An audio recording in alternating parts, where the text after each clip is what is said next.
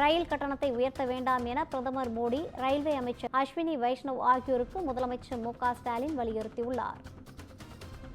இதுகுறித்தான கூடுதல் விவரங்களோடு இணைகிறார் நமது செய்தியாளர் சிவகுமார். வணக்கம் சிவகுமார், கூடுதல் விவரங்களை வழங்கலாம்.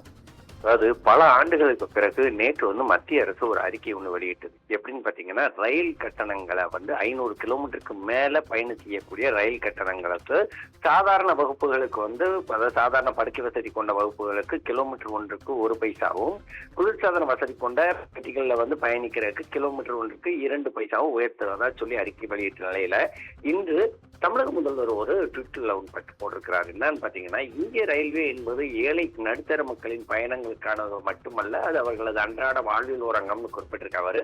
தான் இன்று காட்பாடி செல்ல ரயில் நிலையம் வந்தபோது என்னை அன்போடு வரவேற்ற மக்களிடம் பேசினேன். வழக்கமான உற்சாகமும் மகிழ்ச்சியும் குறைந்திருந்தது. ஜூலை முதல் உயர்த்தப்பட உள்ள ரயில் கட்டணங்களும் குறைந்தோறும் சாதாரண வகுப்பு பெட்டிகளும் அவர்களது மகிழ்ச்சியை களவாடி உள்ளதுன்னு குறிப்பிட்டிருக்காரு. பிரதமர் நரேந்திர மோடி மற்றும் ரயில்வே துறை அமைச்சர் அஸ்வினி வைஷ்ணவ் அவர்களும் மக்கள் தரப்பாக கேட்டுக்கொள்வதாக குறிப்பிட்டு ஏசி பெட்டிகள் உயர்த்த வேண்டும் என சாதாரண வகுப்பு பெட்டிகளை குறைக்க வேண்டாம்னு குறிப்பிட்டிருக்காரு. ரயில் கட்டணங்களையும் உயர்த்த வேண்டாம்னு குறிப்பிட்டிருக்கிறாரு. ஏற்கனவே விலைவாசி உயர்வு முதல் சிலிண்டர் விலை உயர்வு வரை நம் நடுத்தர மக்கள் அல்ல பெற்றுக் கொண்டிருக்கிறார்கள். அவரது கவல்களை மேலும் அதிகரித்திட வேண்டாம்னு கேட்டுக்கொள்கிறேன் அப்படின்னு சொல்லி தன்னோட ட்விட்டர் பக்கத்துல தற்போது வெளியிட்டிருக்காங்க. கூடுதல் விவரங்களை வழங்கியமைக்காக நன்றி சிவகுமார்.